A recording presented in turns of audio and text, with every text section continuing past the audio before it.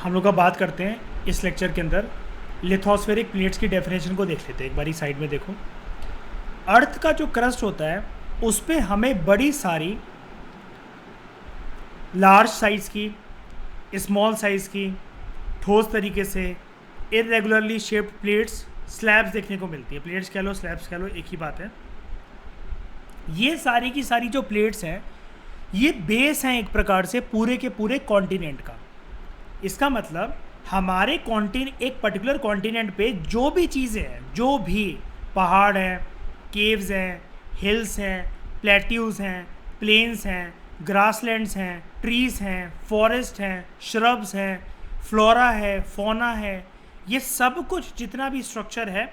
लेकिन पर्टिकुलरली मैं लिथोस्फेरिक चीज़ों के ऊपर ज़्यादा फोकस करूँगा, लाइक पहाड़, प्लेट्यूज, प्लेन्स, हिल्स, केव्स, ये कॉन्टिनेंट्स का पार्ट है। तो ये जो प्लेट्स होती हैं पूरी की पूरी, जो कि पूरे के पूरे कॉन्टिनेंट्स का भार जो मतलब एक तरीके से कैरी कर रही हैं, फिर हम ऐसा भी कह सकते हैं पूरा का पूरा कॉन्टिनेंट एक प्लेट पर, एक स्लैब पर निर्धारित है। ठीक है, तो these different types of shaped and size plates या स्लैब जिसको कहते हैं, ये कॉन्टिनेंट्स को कैरी करती हैं और ओशन फ्लोर को कैरी करते हैं। यार आशिमा, कॉन्टिनेंट्स वाली बात तो मुझे समझ में आती है, यहाँ पर ओशन फ्लोर को लिख रखा है कि ओशन फ्लोर को भी कैरी करती हैं। ओशन फ्लोर को कैसे कैरी कर सकती हैं?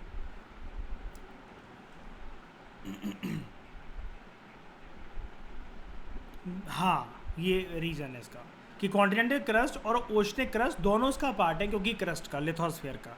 तो अब यहाँ पर इसके बेसिस पर मैं आपको एक फिक्स्ड अंडरस्टैंडिंग दे रहा हूँ और अब मैं एक थंब रूल बताने आपको जा रहा हूँ। हमारी डिस्कशन के बेसिस पर अब हम लोग इस बात को कंक्लूड यहाँ पर कर लेते हैं, सेमी मोल्टन स्टेट अर्थ के अंदर जो लेयर होती है, कौन सी लेयर होती है कशिश सेमी मोल्टन स्टेट अर्थ के अंदर? सेमी मोल्टन क्रस्ट होती है, मेंटल होती है, कोर होती है?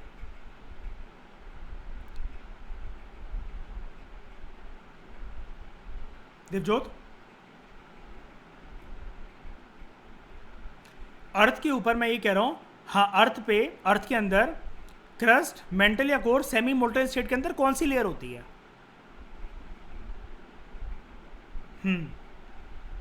Mental.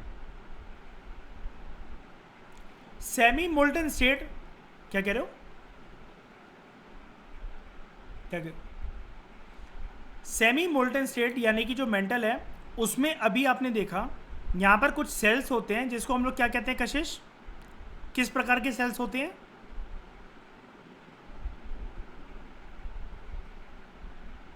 Convection, rising cells of convection currents.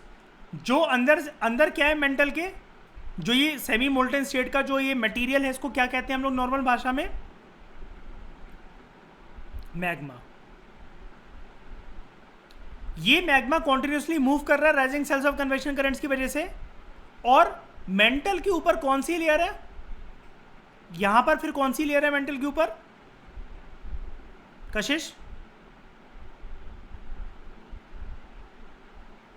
Mental के ऊपर कौन सी लेयर देखने को मिलती है अर्थ पे? क्रस्ट। क्रस्ट बनी है दो प्रकार की प्लेट से, कॉन्टिनेंटल क्रस्ट और ओशनिक क्रस्ट। अंदर इसका मतलब मैं ये कह सकता हूं कि पूरे की पूरी जो क्रस्ट है वो मेंटल के ऊपर निर्धारित करती है। वाइंड अप हो गया ये कंसेप्ट, समझ में आ गया पूरा? आज हमने क्या कंक्लूड करा उस चैप्टर और इस चैप्टर की अभी यहां तक अंडरस्टैंडिंग लेकर हमने क्या कंक्लूड करा? क्रस्ट किसके ऊपर तैर रही होती है प्रैक्टिकली?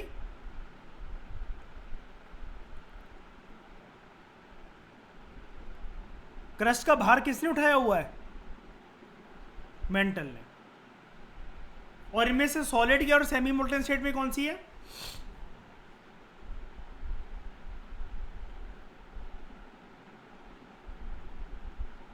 बताओ, सॉलिड क्या और सेमी मोल्टन स्टेट के अंदर कौन सी है इनमें से? हाँ, और सेमी मोल्टन स्टेट के अंदर मेंटल है।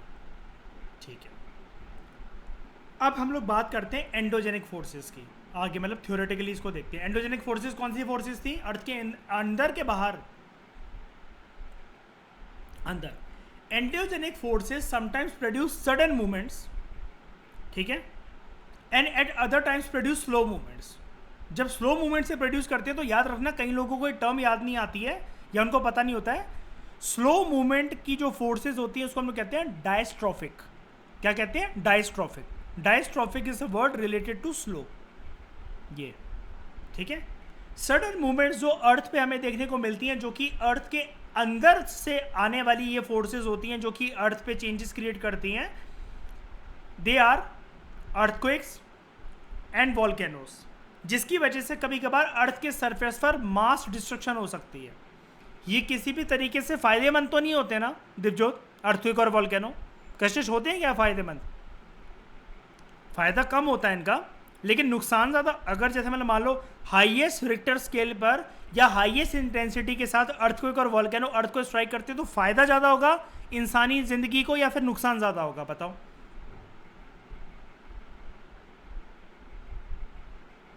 नुकसान, ऑब्वियस सी बात है। ये एक्ट कहाँ कर रही थी वाली फोर्सेज, अर्थक्वेक और वॉल्केनो? एंडोजेनिक फोर्सेज तो कहाँ एक्ट कर रही थी? अर्थ के इंटीरियर में या फिर एक्सटर्नल पे? इंटीरियर पे। लेकिन एक्ट कर रही थी इंटीरियर जगह पर, लेकिन रिजल्ट कहाँ है? सरफेस पर, यानी कि एक्सटर्नल जगह पर। याद रखना, चाहे एक्सोजेनिक फोर्सेज हो या एंडोजेनिक फोर्सेज हो, कुल मिलाकर अर्थ के सरफेस पर इसका असर आता है। जैसे जब अंदर से दो प्लेट्स पास आती जा रही हैं और उनके पास आने की वजह से एक माउंटेन क्रिएट हो रहा है, ये कोई प्लेट ऊपर से थोड़ी ना निकल जा रही है, कशिश घर के अंदर से नीचे से निकल जाती है। जहाँ पर फ्लोर पे बैठे हो फरीदाबाद से आज एक प्लेट निकल कर जा रही है माउंटेन बनाने के लिए। कभी फील होता है रात को सोते सोते एक प्लेट निकल गई अर्थ के नीचे, मेरे कमरे के नीचे से? नहीं ना। कभी कभार फील होता भी है। क्या? अर्थक्वेक की फॉर्म में। आपने कभी कभार घरघराहट की आवाज़ सुनी होगी ना अर्थक्वेक के टाइम पर, जब बेड वगैरह से एक शिवरिंग शेकी आवाज़ आती है। कभी हुआ है ऐसा सर्दियों की रातों में कहीं पर भी, जब आप सो रहे हो और ऐसा लग रहा हो कि अर्थ के अंदर से कुछ एक मूवमेंट्स हो रही है? बताओ, फील करा कभी इस चीज़ को?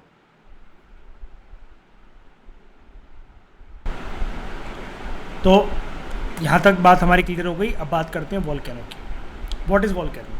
अगर आपकी इसके रिगार्डिंग डेफिनेशन आए तो आपको ये पता होनी चाहिए। और याद रखना कि ज्योग्राफी के अंदर, ज्योग्राफी विदाउट डायग्राम्स और without drawing maps is completely, क्या कहते हैं हम लोग उसको, बकवास है। वो आपको नंबर नहीं मिलेंगे। तो आप हमेशा डायग्राम्स की प्रैक्टिस करते रहो एनसीईआरटीज़ वगैरह से, और आपका ये चीज़ ठीक होगी। वॉल्केनो, वॉल्केनो एक वेंट होती है, एक ओपनिंग होती है अर्थ की क्रस्ट पर, जिसके through molten material suddenly erupt करता है, बाहर निकलता है। वॉल्केनो एक वेंट है, एक ओपनिंग है अर्थ की क्रस्ट में, जिसके थ्रू मोल्टन मटेरियल सडन तरीके से इरप्ट करता है। भाई मोल्टन मटेरियल को हम लोग क्या कहते हैं आशिमा? मैग्मा। अर्थ के सरफेस पे जैसे मैग्मा आ जाता है दिव्योत, इसका नाम क्या चेंज हो जाता है? लावा। कशिश, जब ये लावा ठंडा हो जाता है और ये पत्थरों में बदल जाता है, उस रॉक को क्या कहते हैं?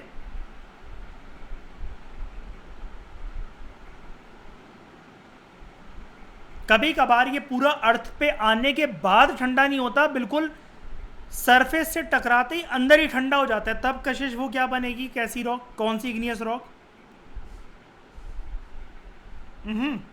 इग्नियस दो प्रकार की रॉक होती है ना, एक्सट्रूसिव और इंट्रूसिव। जब वो बाहर नहीं निकला, अंदर ही बिल्कुल ठंडा हो गया, मतलब बिल्कुल बाहर निकलना चाह रहा था लेकिन हाँ इंट्रूसिव, और बाहर आने के बाद अगर ठंडा हो रहा है फिर रॉक बन रहा तो एक्सट्रूसिव। ठीक है। वॉल्केनो को एक बारी, अच्छा ये जो है ना, दो प्रकार की फोर्सेस होती हैं। एंडो का मतलब होता है इनसाइड, जेनिक का मतलब ओरिजिन, मतलब अंदर से जो ओरिजिनेट हुई हैं, और एक्सोजेनिक मतलब एक्सो मतलब आउटसाइड, और जेनिक मतलब ओरिजिन, जो बाहर से ओरिजिन हुई है। ठीक है, ये चीज़ हम कवर कर चुके हैं प्रीवियस पेज के ऊपर। फिलहाल यहाँ पर बात करते हैं वॉल्केनो के डायग्रामेटिक लेबलिंग की। ये आपके सामने जो डायग्राम है that is of volcano. Volcano की जो सबसे टॉप की जो लेयर होती है,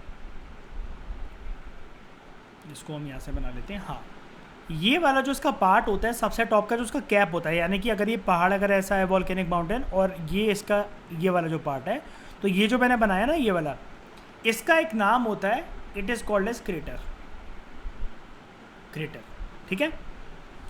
उसके बाद वॉल्केनिक माउंटेन या जहाँ से भी नॉर्मल वॉल्केनो जहाँ निकलता है, वो अंदर मेंटल का पार्ट यानी कि मैग्मा को लेकर आ रहा है, वो मोल्टन स्टेट के अंदर होता है। जो मोल्टन लिक्विड होता है वॉल्केनो के अंदर, that is called as magma.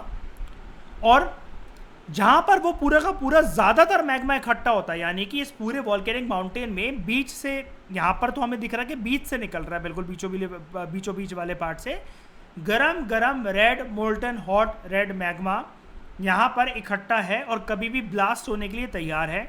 तो जिस जगह पर मैग्मा इकट्ठा होता है उसको हम लोग कहते हैं मैग्मा चेम्बर, ठीक है। मैग्मा जनरली राइज कहाँ से होता है?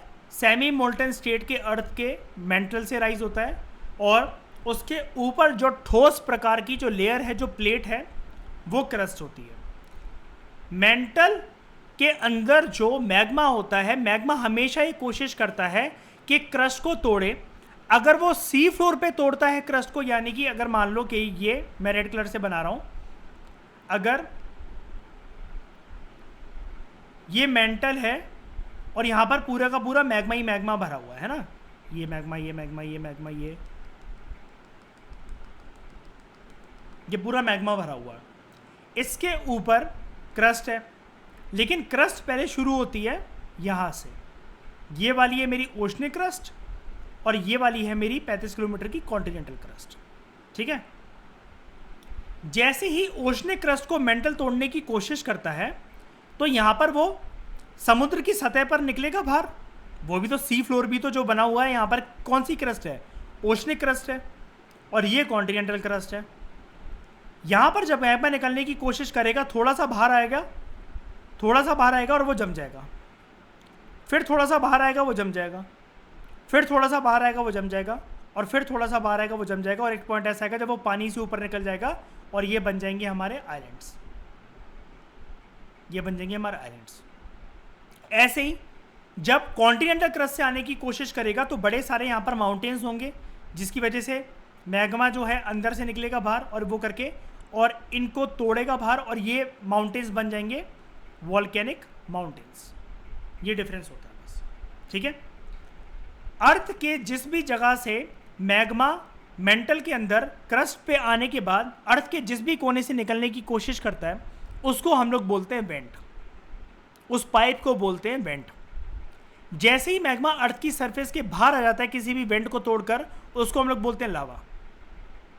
लावा जब ये क्रेटर से बाहर निकलता है और काला काला धुआं कार्बन का हर जगह बिखरा रहा होता है, तो अंदर से निकलती हैं बड़ी सारी गैसेस और ऐश, जिनको कंबाइंड तरीके से हम लोग बोलते हैं। जब ये वेंट से ना मैग्मा क्या होता है, दिवजोत आया आया आया और एकदम से क्रेटर, यानी कि ये वाला जो पार्ट था ना, जैसे यहाँ पर देखो ये मैं बना रहा हूँ, ये वाला जो पार्ट था ना इसका, ये वाला अंदर से निकला मैग्मा,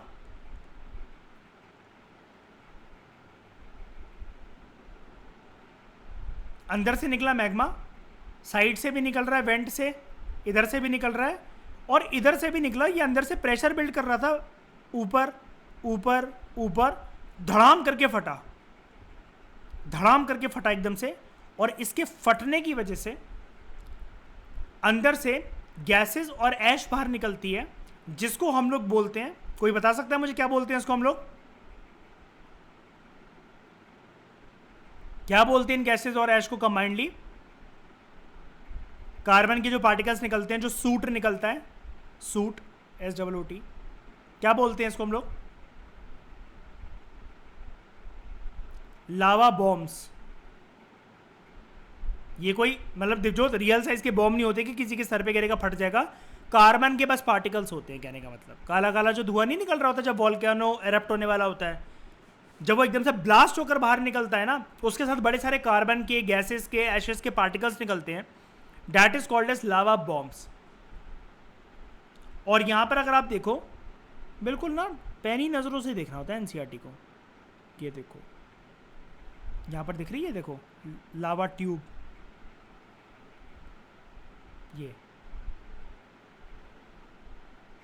जिस पॉइंट से बाहर निकलता है ये, दिस इज जहाँ जहाँ मैं एरो बना रहा हूँ, these all are called as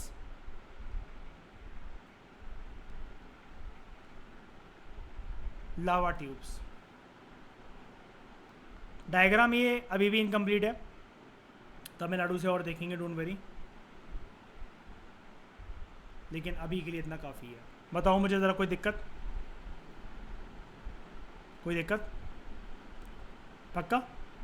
तो नेक्स्ट क्लास में हम वो डिस्कस करेंगे अर्थक्वेक के बारे में, और वो हमारा एक नया जोग्राफिकल इवेंट होगा। वॉल्केनो के बारे में अभी ये बहुत बेसिक इन्फॉर्मेशन है, बहुत ही ज़्यादा बेसिक। हम लोग वर्ल्ड में देखेंगे वॉल्केनिक चेन्स कहाँ बनती हैं। आपको वो याद होगा ना, कशिश Ashima, Pacific ring of fire है ना, पूरी चेन है वॉल्केनिक आइलैंड्स की। तो ये सारी चीज़ें मैं आपको वही बता रहा हूँ जो ज्योग्राफी कनेक्टेड होती है, कि आपने वहाँ पर बेसिक इन्फॉर्मेशन 6 क्लास में गेन कर लिया, अब आपको यहाँ पर ये चीज़ें काम आएंगी, ईजी लगेंगी। तो कशिश कुछ भी ऐसा तो लग नहीं रहा है कि इतने महीनों से अगर सुना भी नहीं है तो यार ये तो समझ में ही नहीं आ रहा है, तो नाम ही नहीं सुने, है तो वही चीज़ें कनेक्टेड, है ना, ये चीज़ है। तो ज्योग्राफी का कोर्स हमारा इसलिए यूपीएससी में सबसे जल्दी हो जाता है, and it is very scoring also.